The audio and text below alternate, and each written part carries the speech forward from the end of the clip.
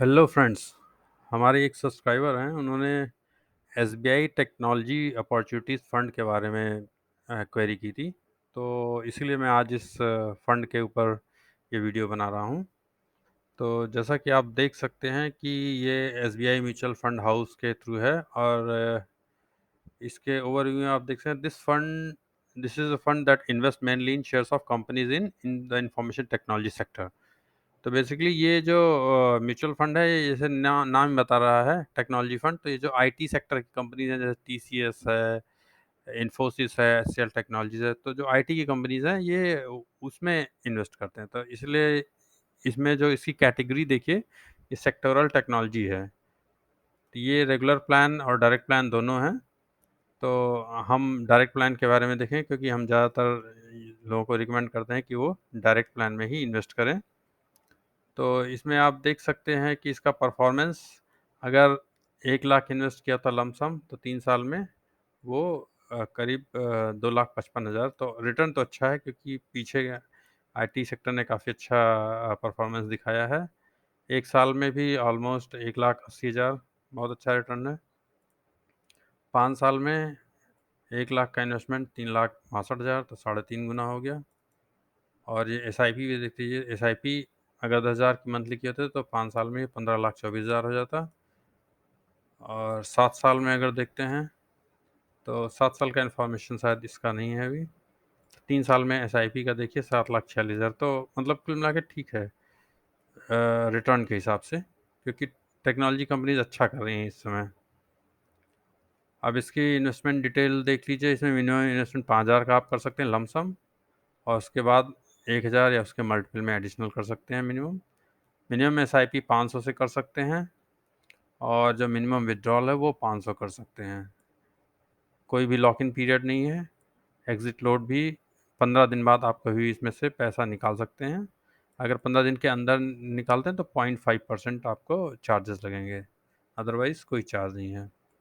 अब हम यहाँ पे इसका ग्राफ देख लेते हैं, 6 महीने, 1 साल।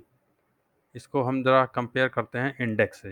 इंडेक्स से कंपेयर करने के लिए मैंने इसमें यूटीआई निफ्टी इंडेक्स फंड डाला है। इससे हमें पता चल जाएगा कि इंडेक्स फंड के कंपैरिजन में ये कैसा काम कर रहा है। तो अभी देखिए, ये जो रेड कलर में लाइन दिख रही है, ये इंडेक्स की है। तो पिछले 1 साल में तो इसने इंडेक्स से बेटर परफॉर्म किया है। पिछले 3 साल का देखते हैं, 3 साल में भी इसने इंडेक्स से बेटर परफॉर्म किया है। लेकिन ये देखिए, जब मार्च में मार्केट गिरी थी तो ये भी गिरा था, हालांकि इंडेक्स से कम गिरा था। तो ओवरऑल बेटर परफॉर्म कर रहा। 5 साल के टाइम पीरियड में देखें तो उसमें भी बेटर परफॉर्म किया है। तो मतलब कुल मिला के, क्योंकि आईटी सेक्टर अच्छा है इस समय इंडिया में, आईटी कंपनी अच्छा करें, इसीलिए ये फंड भी अच्छा परफॉर्म कर रहा है। बट अगर आपको सेक्टर स्पेसिफिक नहीं है, आपने और दूसरे फंड्स में इन्वेस्ट नहीं कर रखा, तो आप पहले इंडेक्स फंड्स में इन्वेस्ट करिए, वो बेटर रहेगा। जैसे यूटीआई का ही निफ्टी ले लीजिए। अदरवाइज़ अगर ऑलरेडी आपने कहीं कर रखा है, आप सेक्टर स्पेसिफिक बेट करना चाहते हैं, तब इस फंड में इन्वेस्ट कर सकते हैं। इसका ट्रेलिंग रिटर्न देखिए, यहाँ पे सब दिखाया गया है।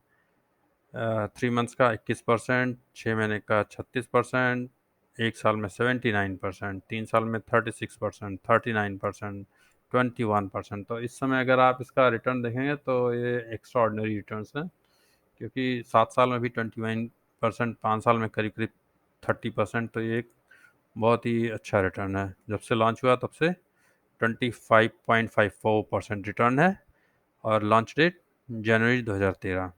ये डायरेक्ट का होगा। एक्सपेंस रेशियो लगभग 1%, 1.03% है। टर्नओवर ज़्यादा नहीं, सिर्फ 13% का है। और इसका वर्स्ट और ये बेस्ट परफॉर्मेंस है। बेस्ट इसने 1 साल में 115% दिया है, और बस इसने 1 साल में -21% दिया है। मार्च 2019 से मार्च, क्योंकि मार्च में तो सब कुछ क्रैश हो गया था, तो उस समय तो सारे फंड्स, सारे स्टॉक, सब कुछ डाउन था। और एसेट एलोकेशन देखिए, टॉप 10 स्टॉक्स में 67% है, और पूरा इक्विटी में ही है इसमें। अब इसका ज़रा पोर्टफोलियो में टॉप होल्डिंग्स चेक कर लेते हैं क्या क्या है। जैसे मैंने बताया, ये टेक्नोलॉजी फंड है, तो सारी आईटी कंपनीज हैं। इन्फोसिस है, इसका वेटेज पर सबसे ज़्यादा 25% तो अकेले इन्फोसिस ही इसमें है। उसके बाद सेकंड नंबर पे एचसीएल टेक्नोलॉजीज़ है, फिर अल्फ़ाबेट आईएनसी, अल्फ़ाबेट भी है इसमें, टेक महिंद्रा, इस टेक महिंद्रा भी 7.38% है, टीसीएस 7.3%, माइक्रोसॉफ्ट कॉरपोरेशन। तो आप देख सकते हैं इसमें जो यूएस की कंपनीज है वो भी हैं, अल्फ़ाबेट, माइक्रोसॉफ्ट, ये सब यूएस कंपनीज हैं। भारतीय एयरटेल इसने कंजम्पशन भी डाल रखा है, L N T, tech infotech, persistent systems, E clerk services. Basically ये टेक्नोलॉजी से रिलेटेड जो भी कंपनीज हैं उनमें डाल गए, बट मेजर आप देखिएगा जो आईटी वाली कंपनीज है वही सब, ओरेकल फाइनेंशियल सर्विसेज, जोमेटो भी है, ये सब टेक्नोलॉजी से रिलेटेड कंपनीज हैं, इसलिए इसमें इन्होंने इन्वेस्ट कर रखा है। तो वैसे ओवरऑल मुझे सेफ फंड लगता है, क्योंकि आईटी सेक्टर, टेक्नोलॉजी सेक्टर अच्छा कर रहा है, बट ये सेक्टोरल फंड है, तो आप अपने हिसाब से सोच समझ के ही इसमें इन्वेस्ट करिएगा। चलिए आज के लिए इतना ही, थैंक यू।